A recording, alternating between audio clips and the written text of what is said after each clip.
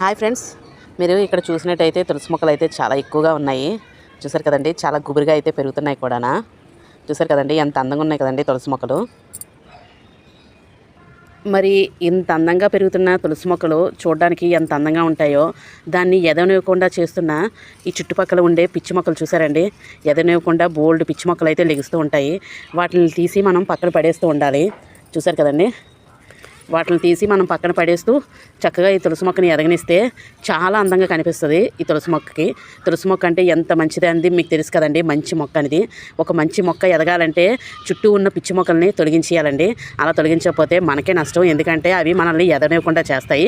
అది జీవితంలోనూ కూడా అంతే, జీవితంలో అయినా దాన్ని వర్తిస్తుంది. జాగ్రత్త పడండి. తులసి మొక్కలు ఎదగాలనుకుంటే మాత్రం ఇలాంటి కలుపు మొక్కలను అయితే ఏరిపారేయండి. అలా అయితే మీ లైఫ్ చాలా హ్యాపీగా సాగిపోతుంది. చూసారు కదండి, ఏదైనా మనం ఎదుగుదలని ఆపడం కోసం చుట్టూ చాలామంది చేరుతూ ఉంటారు. వాళ్ళందరి మాటలు వినుకుంటూ మనం లైఫ్ని లీడ్ చేసాము అని అంటే అస్సలు మనం సక్సెస్ అనేది రాదనమాట.